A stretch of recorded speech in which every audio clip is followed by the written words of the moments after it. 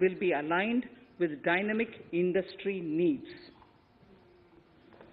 Digital ecosystem for skilling and livelihood, the Desh Stack e-portal, will be launched.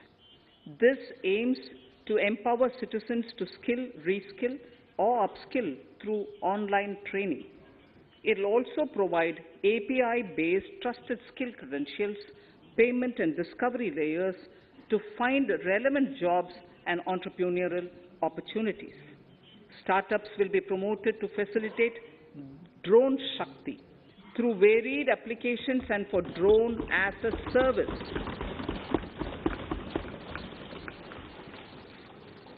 In select ITIs in all states, the required courses for skilling will be started.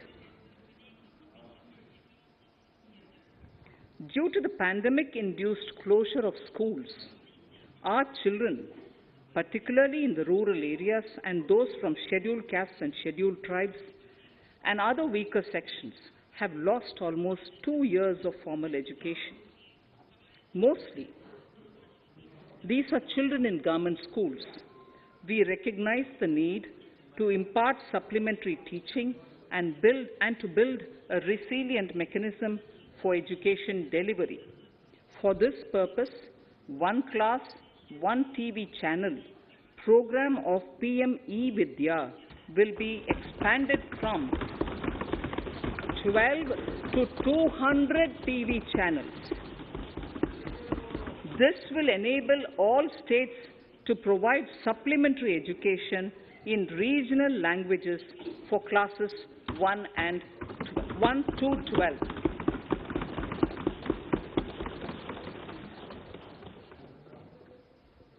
High-quality e-content in all spoken languages will be developed for delivery via internet, mobile phones, TV, and through radio and through digital teachers. A competitive mechanism for development of quality e-content by the teachers will be set up to empower and equip them with digital tools of teaching and facilitate better learning outcomes. A digital university will be established to provide access to students across the country for world-class quality universal education with personalized learning experience at their doorsteps. This will be made available in different Indian languages and ICT formats. The university will be built on a networked hub and spoke model, with the hub building cutting-edge ICT expertise. The best public universities and institutions in the country will collaborate as a network of hub and spoke. An open platform for the national digital health ecosystem will be rolled out. It will consist of digital registries of health providers and health facilities, unique health identity, consent framework, and universal access to health facilities.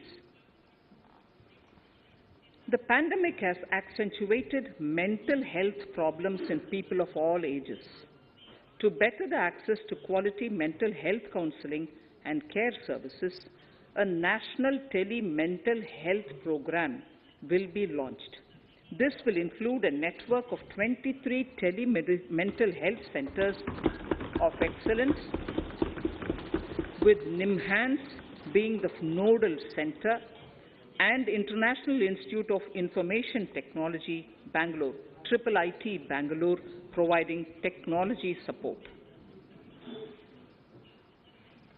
Recognizing the importance of Nari Shakti as a harbinger of our bright future and for women-led development, during the Amrit Kal, our government has comprehensively revamped the schemes of the Ministry of Women and Child Development.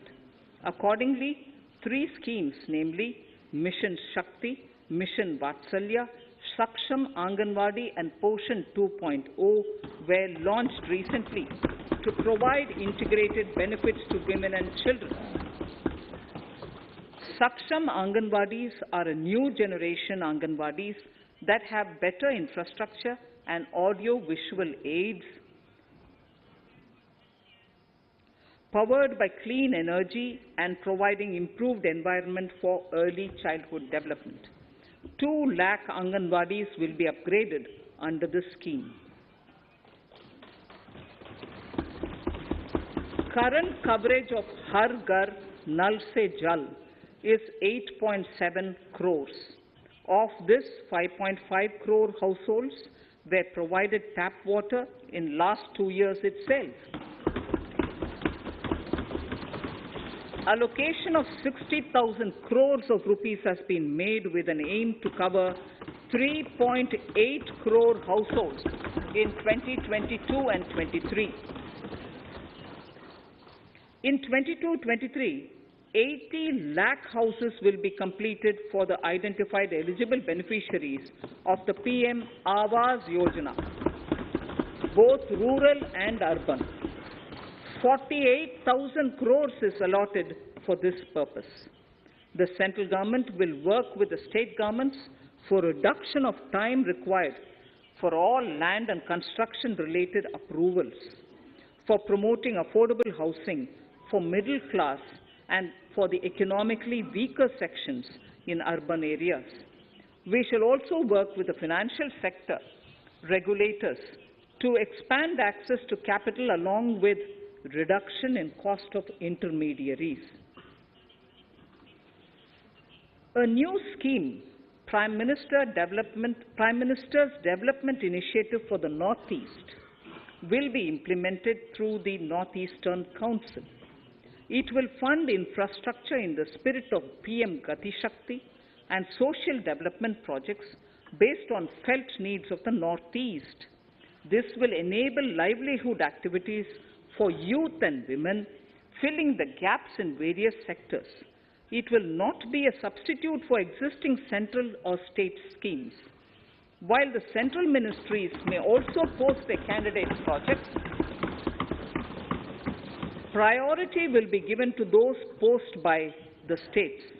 An initial allocation of 1,500 crores of rupees will be made, and the initial list of projects is given in Annexure 1 of my speech. Our vision to improve the quality of life of citizens in the most backward districts of the country through Aspirational Districts program has been translated into reality in a very short span of time. 95% of those 112 districts have made significant progress in key sectors such as health, nutrition, financial inclusion, and basic infrastructure. They have surpassed even some of the state average values.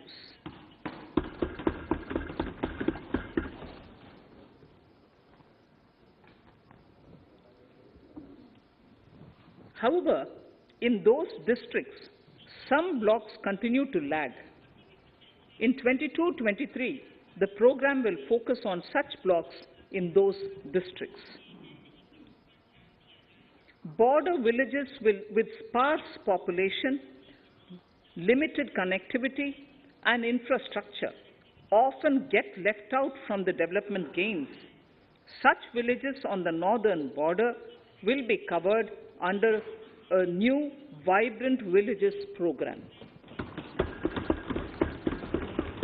The activities will include construction of village infrastructure, housing, tourist centers, road connectivity, provisioning of decentralized renewable energy, direct-to-home access for Doordarshan and educational channels, and support for their livelihood generation.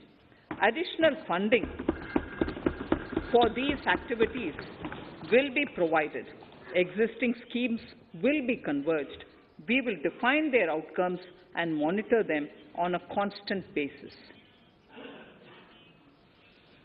In 2022, 100% of 1.5 lakh post offices will come on the core banking system, enabling financial inclusion and access to accounts through net banking, mobile banking, ATMs, and also provide online transfer of funds between post office accounts and bank accounts. This will be helpful, especially for farmers and senior citizens in rural areas, enabling interoperability and financial inclusion. Honorable Speaker, sir, in recent years, digital banking, digital payments, and fintech innovations have grown at a rapid pace in the country.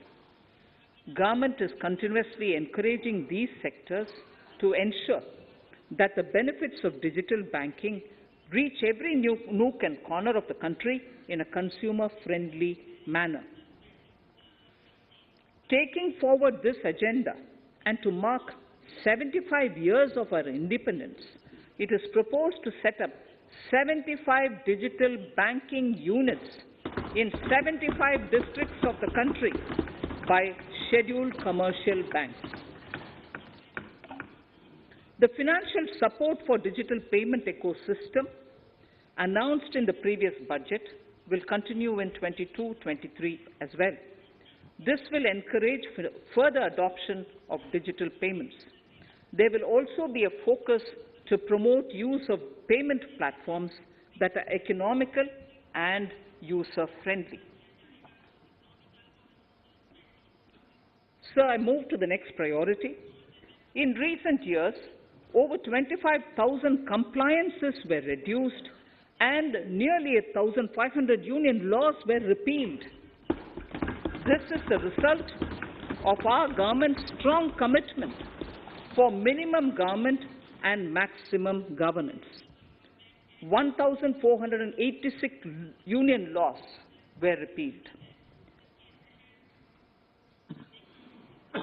Our trust in the public and ease of doing business is what is highlighted here, sir. For the Amrit Kal, the next phase of ease of doing business 2.0 and ease of living will be launched. In our endeavor to improve productive efficiency of capital and human resources, we will follow the idea of trust-based governance. The new phase will be guided by an active involvement of the states, digitization of manual processes and interventions, integration of the central and state level systems through IT bridges, a single point access for all citizen-centric services, and standardization and removal of overlapping compliances.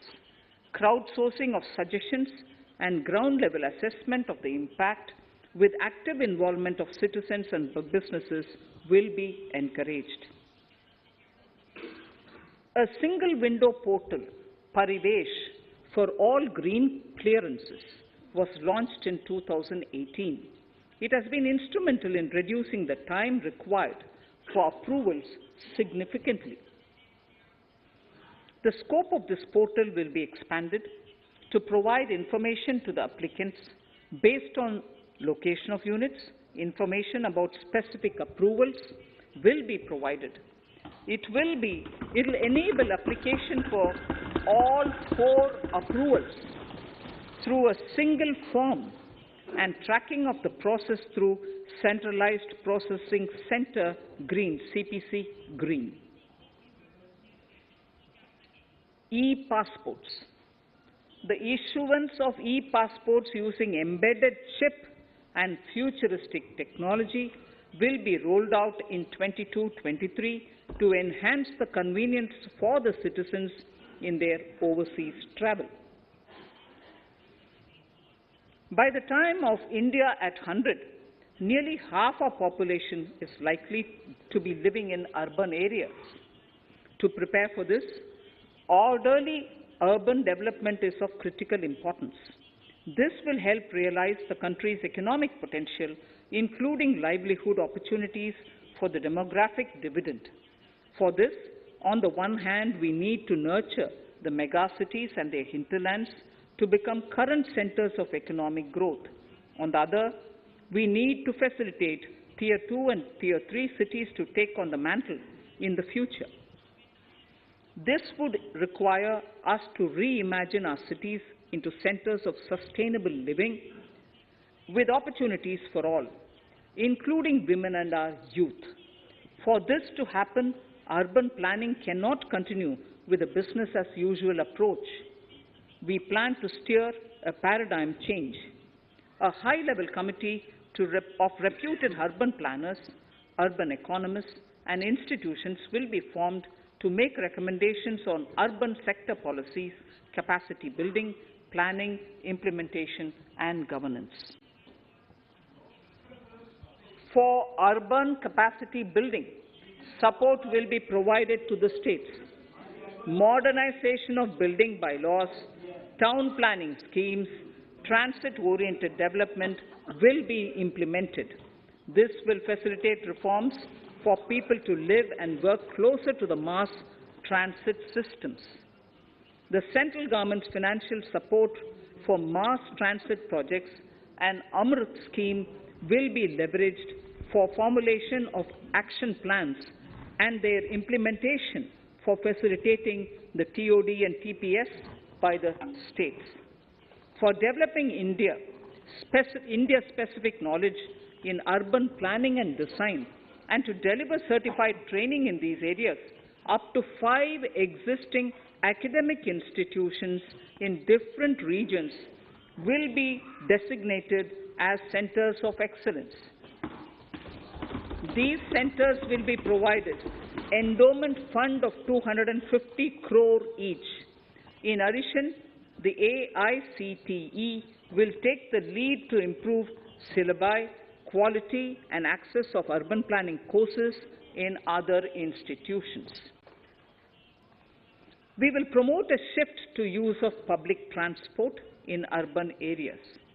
This will be complemented by clean tech and governance solutions, special mobility zones with zero fossil fuel policy and EV vehicles. Battery swapping policy.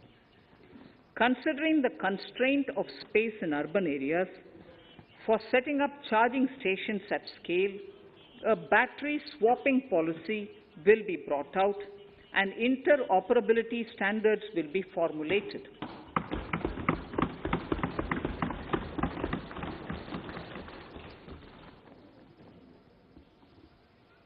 The private sector will be encouraged to develop sustainable and innovative business models for battery or energy as a service. This will improve efficiency in the EV ecosystem. Efficient use of land resources is a strong imperative. States will be encouraged to adopt unique land parcel identification number to facilitate IT-based management of records. The facility for transliteration of land records across any of the Schedule 8 languages will also be rolled out. The adoption of linkage with National Generic Document Registration System, NGDRS, with the One Nation, One Registration software will be promoted as an option for uniform process of registration and anywhere registration of deeds and documents. Necessary amendments in the code IBC will be carried out to enhance the efficiency of the resolution process and facilitate cross-border insolvency resolution. Accelerated corporate exit. Several IT-based systems have been established for accelerated registration of new companies. Now the Center for Processing Accelerated Corporate Exit, CPACE, will process re-engineering, will be established to facilitate and speed up the voluntary winding up of these companies from the currently required 2 years to less than 6 months. Government procurement. Government rules have recently been modernized for the needs of Amritkal.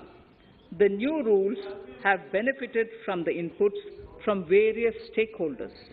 The modernized rules allow use of transparent quality criteria besides cost and evaluation of complex tenders. Provisions have been made for payment of 75% of running bills mandatorily within 10 days and for encouraging settlements of disputes through conciliation. As a further step to enhance transparency and to reduce delays in payments, a completely paperless, end-to-end online e-bill system will be launched for use by all central ministries for their procurements. The system will enable the suppliers and contractors to submit online their digitally signed bills and claims and track their status from anywhere. To reduce indirect cost for suppliers and work contractors, the use of surety bonds as a substitute for bank guarantee will be made acceptable in government procurements. Business such as gold imports may also find this useful. IRDAI, insurance regulator, has given the framework for issue of surety bonds by insurance companies. AVGC Promotion Task Force. The animation, visual effects, gaming, and comic, the AVGC sector, offers immense potential to employ youth. An AVGC Promotion Task Force with all stakeholders will be set up to recommend ways to realize this and build domestic capacity for serving our markets and the global demand. Telecom sector. Telecommunications in general and 5G technology in particular can enable growth and offer job opportunities. Required spectrum auctions will be conducted in 2022 to facilitate rollout of 5G mobile services within 2022-23 by private telecom providers. A scheme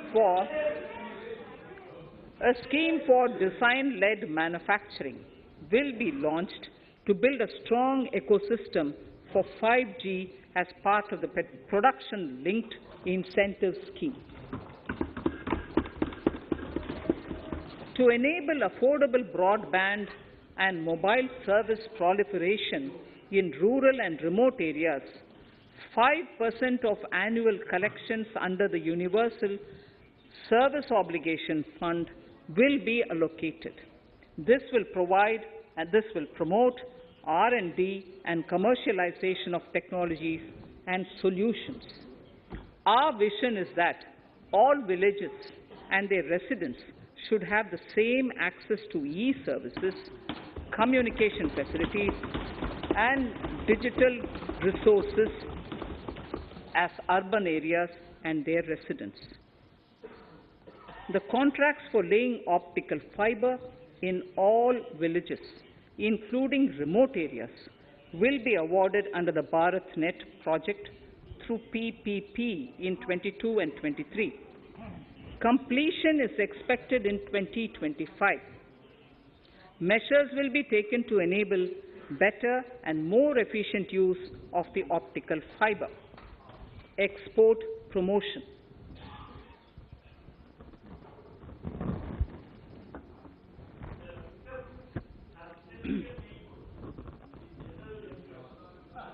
The Special Economic Zones Act will be replaced with a new legislation that will enable the states to become partners in development of enterprise and service hubs. This will cover all large existing and new industrial enclaves to optimally utilize available infrastructure and enhance competitiveness of exports.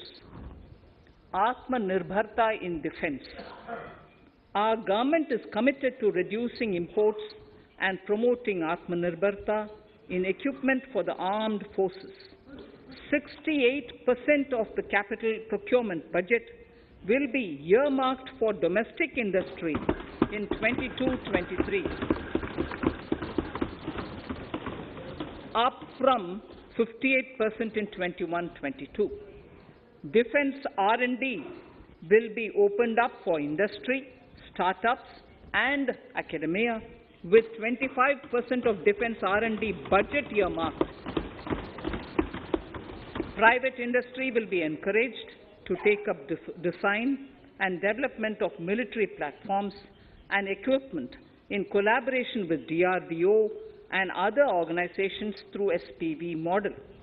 An independent nodal umbrella body will be set up for meeting wide-ranging testing and certification requirements. Artificial intelligence, geospatial systems and drones, semiconductor and its ecosystem, space economy, genomics and pharmaceuticals, green energy and clean mobility systems have immense potential to assist sustainable development at scale and modernize the country.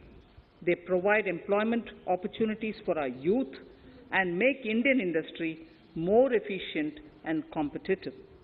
Supportive policies, light touch regulations, facilitative actions to build domestic capacities and promotion of research and development will guide the government's approach. For R&D in the sunrise opportunities, in addition to efforts of collaboration among academia, industry and public institutions, government contribution will be in other countries. As Honorable Prime Minister said at the COP26 summit in Glasgow last November, and I quote, "What is needed today is mindful and deliberate utilization instead of mindless, destructive consumption," unquote. The low-carbon development strategy, as enunciated in the Panchamrit, development. The strategy opens up huge employment opportunities and will take the country on a sustainable development path. This budget proposes several near-term and long-term actions accordingly. Solar power.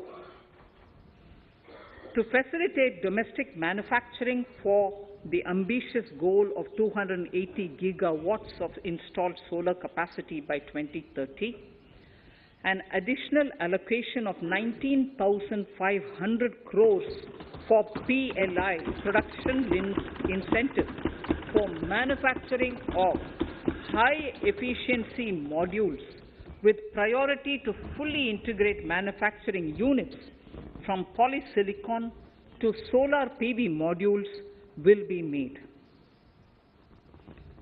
Honorable Speaker, sir, the circular economy transition is expected to help in productivity enhancement as well as creating large opportunities for new businesses and jobs. The action plans for 10 sectors such as electronic waste, end-of-life vehicles, used oil waste, toxic and hazardous industrial waste are already ready. The focus will now be on addressing important cross-cutting issues of infrastructure, reverse logistics, technology upgradation, and integration with informal sector. This will be supported by active public policies covering regulations, extended producers' responsibilities, framework, and innovation facilities. 5 to 7% biomass pellets will be co-fired in thermal power plants, resulting in carbon dioxide savings of 38 MMT annually. This will also provide extra income to farmers and job opportunities to locals and help avoid stubble burning in agricultural fields. Saving energy is an important aspect of the energy management. Hence, energy efficiency and savings measures will be promoted. This will be done in large commercial buildings through the energy service company business model. It will facilitate capacity building and awareness for energy audits, performance contracts, and common measurement of and verification protocol. 4 pilot projects for coal gasification and conversion of coal into chemicals required for the industry will be set up to evolve technical and financial viability. The policies and required legislative changes to promote agroforestry and private forestry will be brought in. In addition, financial support will be provided to farmers belonging to scheduled castes and scheduled tribes who want to take up agroforestry. Honourable Speaker, I now move to the fourth priority, financing of investments. Capital investment holds the key to speedy and sustainable economic revival and consolidation through its multiplier effect. Capital investment also helps in creating employment opportunities, induced enhanced demand for manufactured input from large industries and MSMEs, services from professionals, and help farmers through better agri-infrastructure. The economy has shown strong resilience to come out of the effects of the pandemic with high growth. However, we need to sustain that level to make up for the setback of 2020-2021. As outlined in para 5 earlier, the virtuous cycle of investment requires public investment to crowd in private investment. At this stage, private investments seem to require that support to rise to their potential and to the needs of the economy. Public investment must continue to take the lead and prime the private investment and demand in 2022-23.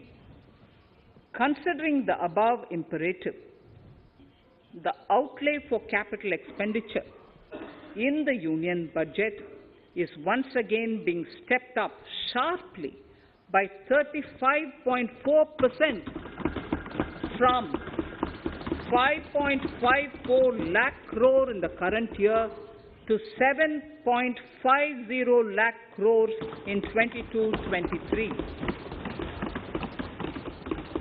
This has increased to more than 2.2 times the expenditure of 2019-20. This outlay in 22-23 will be 2.9% of the GDP. Effective capital expenditure. With this investment taken together with the provision made for creation of capital assets through grants and aid to states, the effective capital expenditure of the central government is estimated at 10.68 lakh crores in 22-23, which will be about 4.1% of the GDP. Green bonds. As a part of the government's overall market borrowings in 22-23, sovereign green bonds will be issued for mobilizing resources for green infrastructure. The proceeds will be deployed in public sector projects which help in reducing the carbon intensity of the economy. GIFT IFSC. World-class foreign universities and institutions will be allowed in the GIFT city to offer courses in the financial management, fintech, science, technology, engineering, and mathematics free from domestic regulations, except those by the IFSCA to facilitate availability of high-end human resources for financial services and technology. An international arbitration center will be set up in the GIFT city for timely settlement of disputes under international jurisprudence. Services for global capital for sustainable and climate finance in the country will be facilitated in the GIFT city. Infrastructure status. Data centers and energy storage systems, including dense charging infrastructure and grid-scale battery systems, will be included in the harmonized list of infrastructure. This will facilitate credit availability for digital infrastructure and clean energy storage. Venture capital and private equity invested more than 5.5 lakh crores last year, facilitating one of the largest startup growth system. Scaling up this investment requires a holistic examination of regulatory and other frictions. An expert committee will be set up to examine and suggest appropriate measures. Government-backed funds, NIIF and SIDBI, Fund of Funds, have provided scale capital, creating a multiplier effect. For encouraging important sunrise sectors such as climate action, deep tech, digital economy, pharma, and agri-tech, the government will promote these thematic funds for blended finance, with the government share being limited to 20% and the funds being managed by private fund managers. For financing the infrastructure needs, the stepping up of public investment will need to be complemented by private capital at a significant scale. Measures will be taken to enhance financial viability of projects, including PPP, with technical and knowledge assistance from multilateral agencies. Enhancing financial viability shall also be obtained by adopting global best practices, innovative ways of financing, and balanced risk allocation. Digital rupee.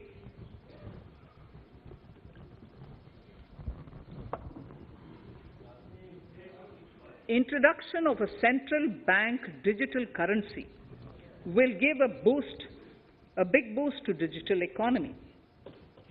Digital currency will also lead to a more efficient and cheaper currency management system. It is therefore proposed to introduce digital rupee using blockchain and other technologies to be issued by the Reserve Bank of India starting 2022 and 23. Financial assistance to states for capital investment. Reflecting the true spirit of cooperative federalism, the central government is committed to bolstering the hands of the states in enhancing their capital investment towards creating productive assets and generating remunerative employment. The scheme for financial assistance to states for capital investment has been extremely well received by the states. In deference to the requests received during my meeting with the chief ministers and state finance ministers, the outlay for this scheme is being enhanced from 10,000 crores in the budget estimates to 15,000 crores in the revised estimates for the current year.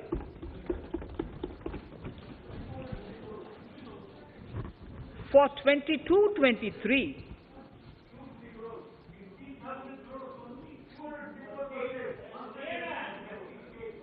I'll repeat that sentence for the benefit of many of our honorable members. In deference to the requests received during my meeting with chief ministers and state finance ministers, the outlay for this scheme is being enhanced from 10,000 crores in the BE to 15,000 crores, 15,000 crores in the RE of the current year. For 22-23, the allocation is 1 lakh crores to assist the states in catalyzing the overall investments in the economy. These 50-year interest-free loans are over and above the normal borrowings allowed to the states,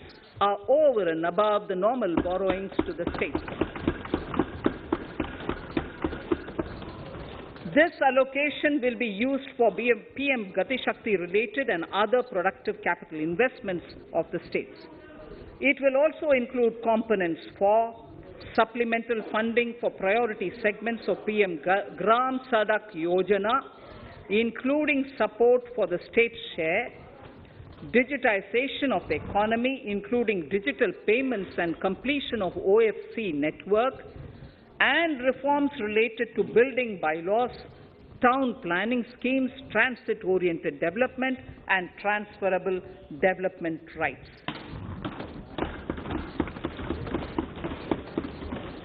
In 22-23, in accordance with the recommendations of the 15th Finance Commission, the states will be allowed a fiscal deficit of 4% of the GSDP, of which 0.5% will be tied to power sector reforms, for which the conditions have already been communicated in 21-22. Fiscal management. As against a total expenditure of 34.83 lakh crores of rupees projected in the BE 21-22, the revised estimate is 37.70 lakh crores. The revised estimate of capital expenditure is 6.3 lakh crores of rupees. This includes an amount of 51,971 crores towards settlement of outstanding guaranteed liabilities of Air India and its other sundry commitments. Coming to the budget estimates, Honourable Speaker, sir, the total expenditure in 22-23 is estimated at 39.45 lakh crores, while the total receipts other than borrowings are estimated at 22.84 lakh crores of rupees.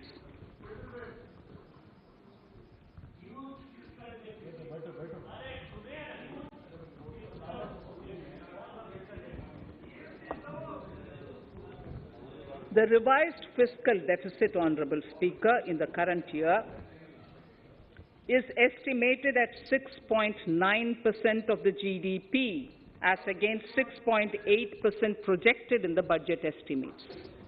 The fiscal deficit is in 22-23 is estimated at 6.4% of the GDP, which is consistent with the broad path of the fiscal consolidation announced by me last year to reach a fiscal deficit level below 4.5% by 25-26.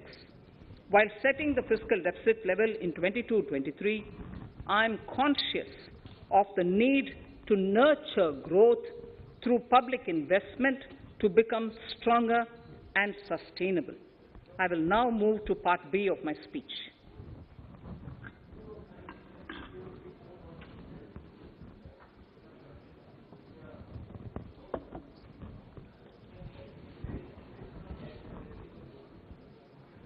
Direct tax. Honourable Speaker, sir, I take this opportunity to thank all the taxpayers of our country who have contributed immensely and strengthened the hands of the government in helping their fellow citizens in this hour of need. So I have brought in a little verse from the Mahabharata. I won't spend more time reading because I would like the speech to get enough time. However, the substance of it is the king must make arrangements for yoga kshema, which is the welfare of the populace, by way of abandoning any laxity and by governing the state in line with dharma, along with collecting taxes which are in consonance with dharma. This is Mahabharata Shanti Parva Adhyaya, Shloka 11 from 72. Drawing wisdom from our ancient texts, we continue on the path to progress. The proposals in this budget, while continuing with our declared policy of stable and predictable tax regime, intend to bring more reforms that will take ahead our vision to establish a trustworthy tax regime. This will further simplify the tax system, promote voluntary compliance by taxpayers, and reduce litigation. Introducing new updated return. India is growing at an accelerated pace and people are undertaking multiple financial transactions.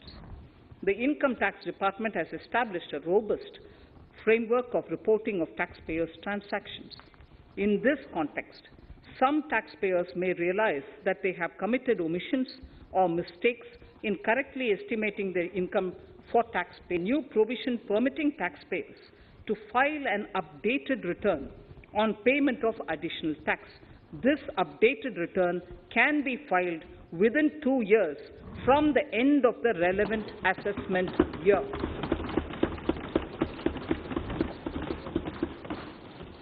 Honourable Speaker, sir, presently, if the department finds out that some income has been missed out by an assessee, it goes through a lengthy process of adjudication. Instead, with this proposal now, there will be a trust repost in the taxpayers that will enable the assessee herself to declare the income that she may have missed out earlier while filing her return. Full details of the proposal are given in the finance bill. It is an affirmative step in the direction of voluntary compliance.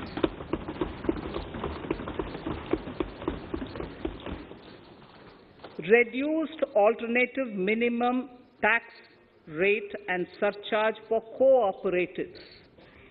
Currently, cooperative societies are required to pay alternate minimum tax at the rate of 18 and 1.5%. However, companies pay the same rate, which is the alternate minimum tax, at the rate of 15%.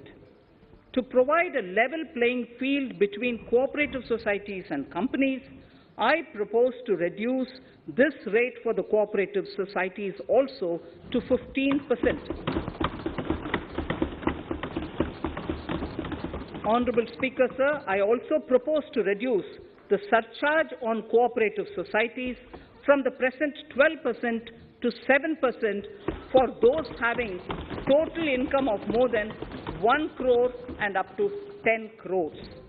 This would help in enhancing income of cooperative societies and its members who are mostly from the rural and from farming communities. Tax relief to persons with disability. The parent or guardian of a differently abled person can take an insurance scheme for such person. The present law provides for deduction to the parent or guardian only if the lump sum payment or annuity is available to the differently abled person on the death of the subscriber, that is the parent or the guardian. There could be situations where the differently abled dependent may need payment of annuity or lump sum amount even during the lifetime of their parent or guardian. I propose thus to allow the payment of annuity and lump sum amount to the differently abled dependent during the lifetime of the parent and guardians, that is parent or guardians, attaining the age of 60 years.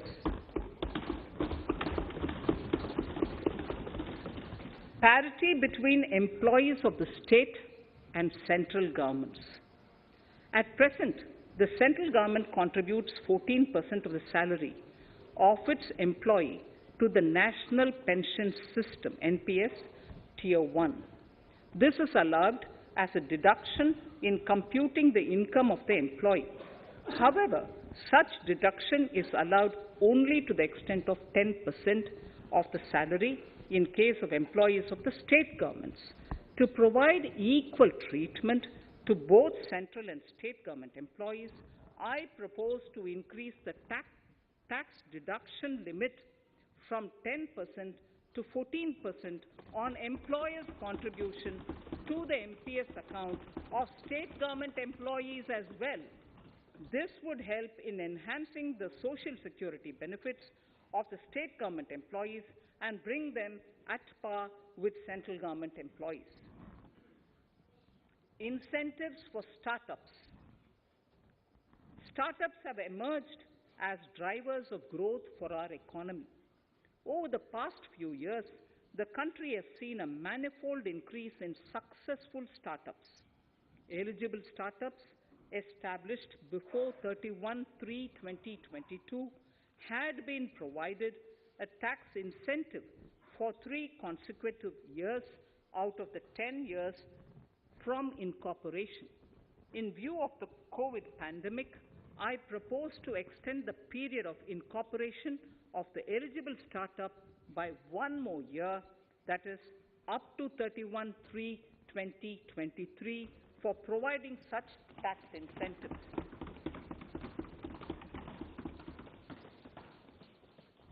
Incentives for newly incorporated manufacturing entities under concessional tax regime. In an effort to establish a global competitive business environment for certain domestic companies, a concessional tax regime of 15% was introduced by our government for newly incorporated domestic manufacturing companies.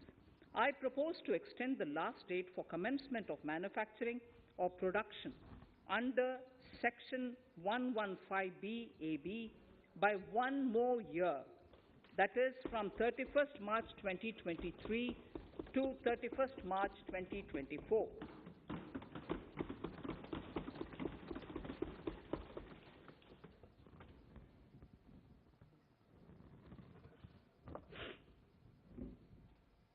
Scheme for taxation of virtual digital assets. There has been a phenomenal increase in transaction in virtual digital assets.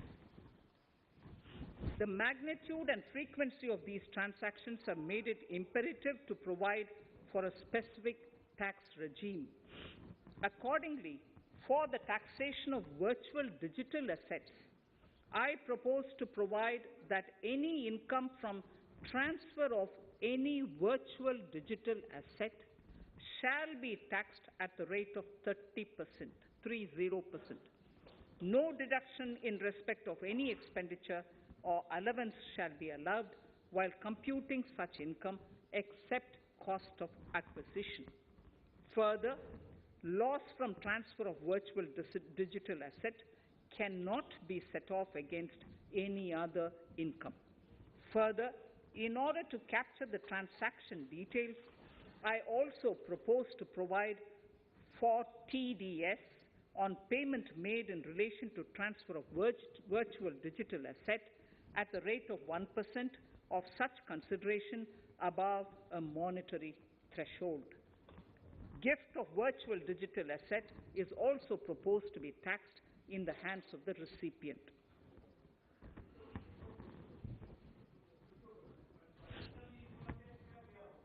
Litigation management to avoid repetitive appeals by the department. It has been observed that a lot of time and resources are consumed in filing of appeals which involve identical issues. Taking forward our policy of sound litigation management, I propose to provide that if a question of law in the case of an assessee is identical to a question of law which is pending in the appeal before a jurisdictional high court or Supreme Court, in any case, the filing of further appeal in the case of this assessee by the department shall be deferred till such a question of law is decided by the jurisdictional high court or the Supreme Court. This will greatly help in reducing the repeated litigation between taxpayer and the department. Taking forward our efforts to further promote the IFSC, I hereby propose to provide that income of a non-resident from offshore derivative instruments or over-the-counter derivatives issued by an offshore banking unit, income from royalty and interest on account of lease of ship, and income received from portfolio management services in IFSC shall be exempt from tax subject to specified conditions. Rationalization of surcharge. In the globalized business world, there are several work contracts whose terms and conditions mandatorily require formation of a consortium. The members in the consortium are generally companies. In such cases, the income of these AOPs has to suffer a graded surcharge up to 37%, which is a lot more than surcharge on the individual companies. Accordingly, I propose to cap the surcharge of these AOPs at 15%, 15%. Further, the long-term capital gains on listed equity shares, units, etc., are liable to maximum surcharge of 15%, while other long-term capital gains are subjected to a graded surcharge which goes up to 37%. I propose to cap the surcharge on long-term capital gains arising on transfer of any type of assets at 15%. This step will give a boost to startup community, and along with my proposal on the extended tax benefits to manufacturing companies and startups, reaffirms our commitment to Atmanirbhar Bharat.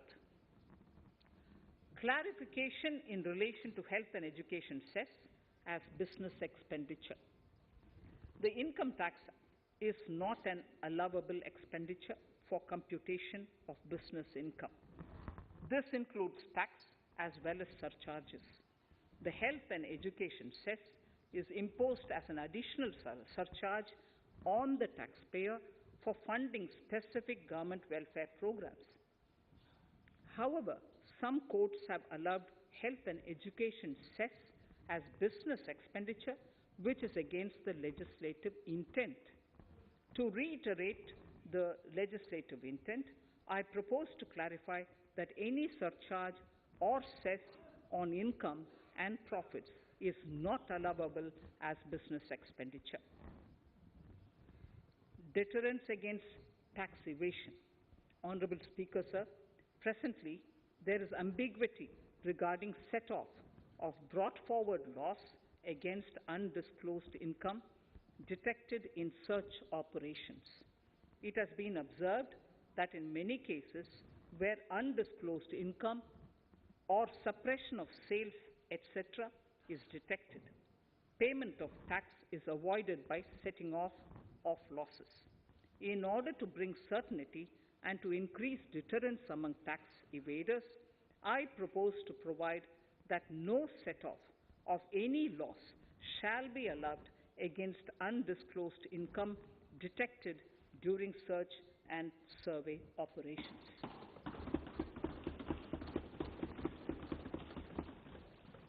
It has been noticed that as a business promotion strategy, there is a tendency on businesses to pass on benefits to their agents.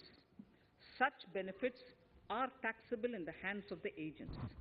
In order to track such transactions, I propose to provide for tax deduction by the person giving benefits if the aggregate value of such benefits exceeds 20,000 rupees during the financial year. A few other changes are being made, the details of which are there in the finance bill. Indirect taxes. So remarkable progress in GST. GST has been a landmark reform of independent India, showcasing the spirit of cooperative federalism. While aspirations were high, there were huge challenges too. These challenges were overcome deftly and painstakingly under the guidance and the oversight of the GST Council. We can now take pride in a fully IT-driven and progressive GST regime that has fulfilled the cherished dream of India as one market, one tax. There are still some challenges remaining, and we aspire to meet them in the coming year. The right balance between facilitation and enforcement has engendered significantly better compliance, and enforcement has engendered better compliance. GST revenues are buoyant despite the pandemic. I would bring in something which I've got to know this morning, not part of my speech, but worth putting in here for the knowledge of the Honorable House. I would like to bring to the notice of this House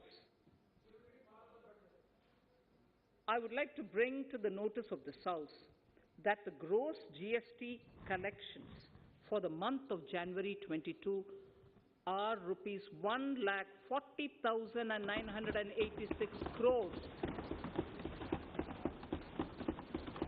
which is the highest since the inception of GST. This has been possible due to rapid economic growth, recovery, post-COVID,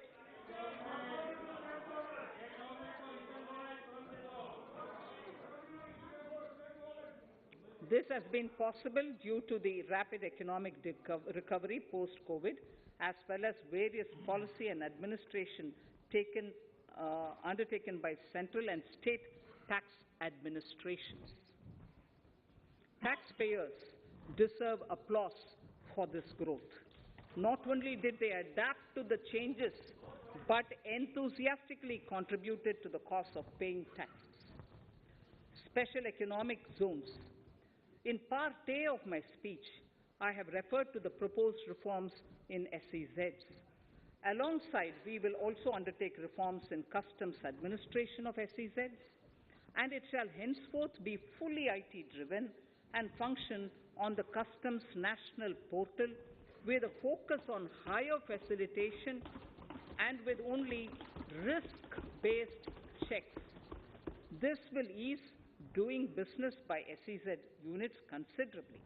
This reform shall be implemented by 30th September 2022. Customs reforms and duty rate changes. Customs administration has reinvented itself over the years through liberalized procedures and infusion of technology. Faceless customs has been fully established.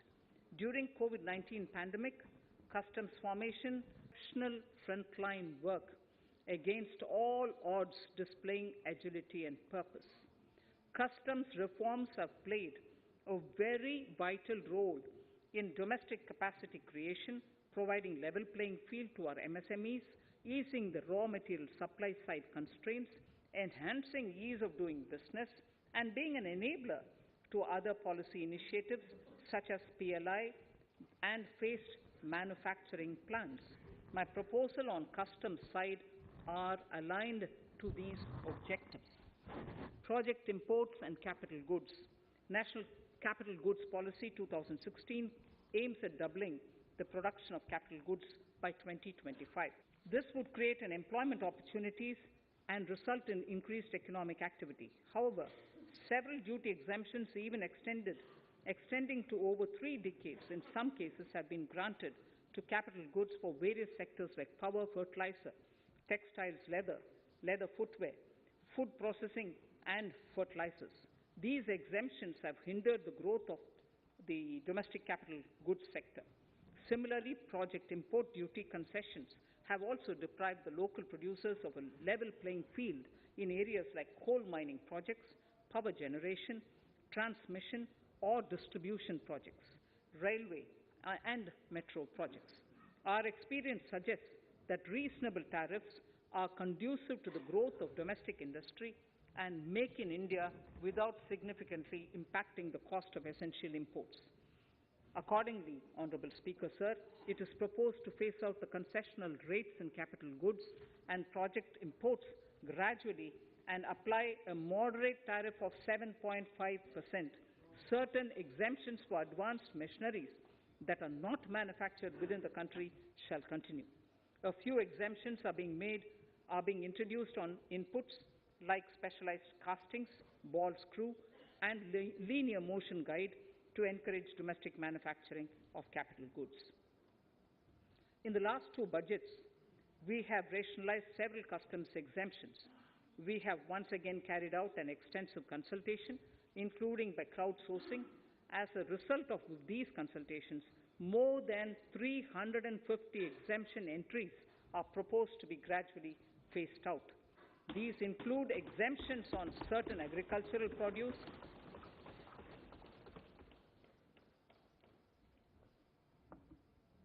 chemicals, fabrics, medical devices and drugs, and medicines for which sufficient domestic capacity exists. Further, as a simplification measure, several concessional rates are being incorporated in the customs tariff schedule itself instead of prescribing them through various notifications. This comprehensive review will simplify the customs rate and tariff structure, particularly for sectors like chemicals, textiles, and metals, and minimize disputes. Removal of exemption on items which are or can be manufactured in India and providing concessional duties on raw material that go into manufacturing of intermediate products will go many a step forward in achieving our objective of Make in India and Atmanirbhar Bharat.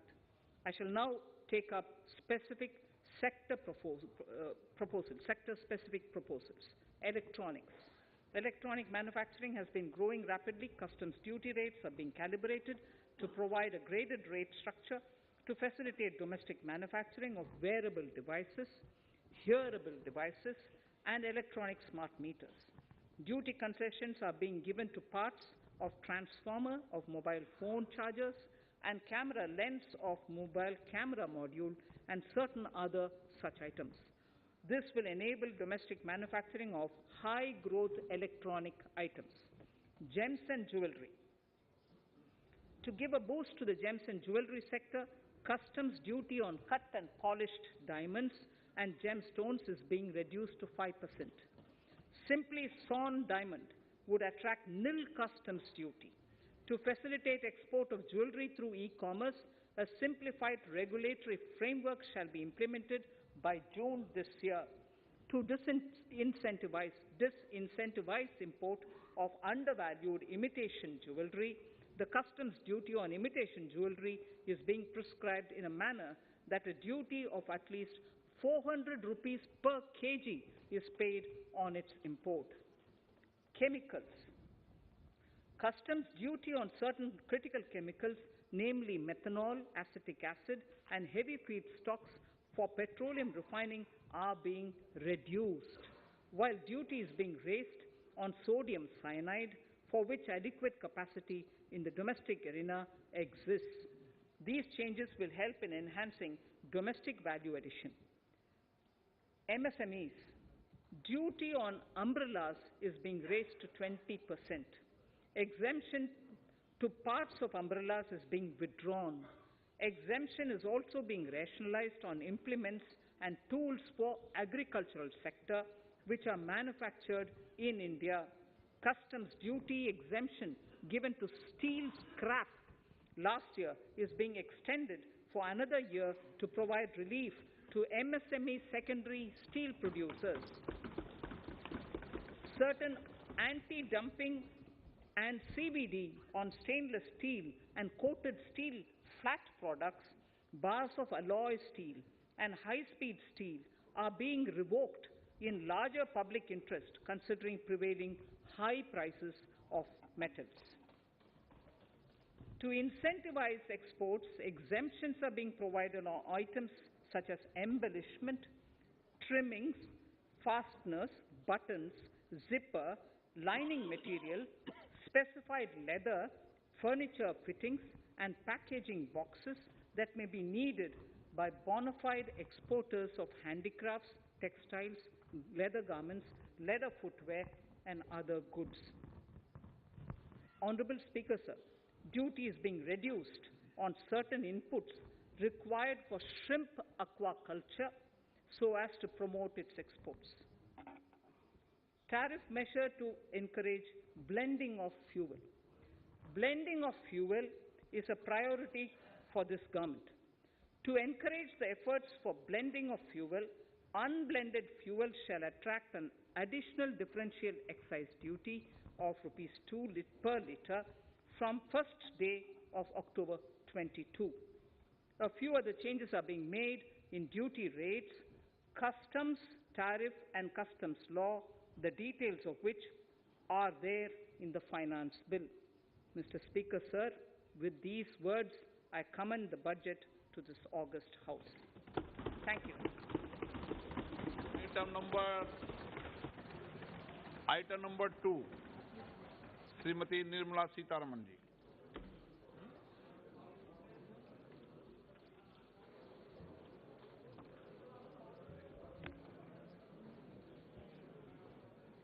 Sir, with your permission, I rise to lay on the table the following statements under Section 3(1) of the Fiscal Responsibility and Budget Management FRBM Act 2003, Medium-Term Fiscal Policy cum Fiscal Policy Strategy Statement and Macroeconomic Framework Statement. Item number 3, Vitt Vidhek 2020, Nirmala Sitharaman ji. Sir, item number 3, Finance Bill Sir, with your permission, I rise to move for leave to introduce the Finance Bill 2022. प्रश्न ये कि वित्त विधेयक को पुनर्स्थापित करने की अनुमति प्रदान की जाए। जो सदस्य इसके पक्ष में हाँ कहें, जो सदस्य विरोध में ना कहें। मेरे विचार में निर्णय हाँ वालों के पक्ष में, हाँ वालों के पक्ष में। माननीय मंत्री जी, वित्त विधेयक को पुनर्स्थापित करें। Sir, I introduce the bill. सभा की कार्रवाई कल बुधवार दिनांक 2 फरवरी 2022 को 4:30 बजे तक के लिए स्थगित की जाती है।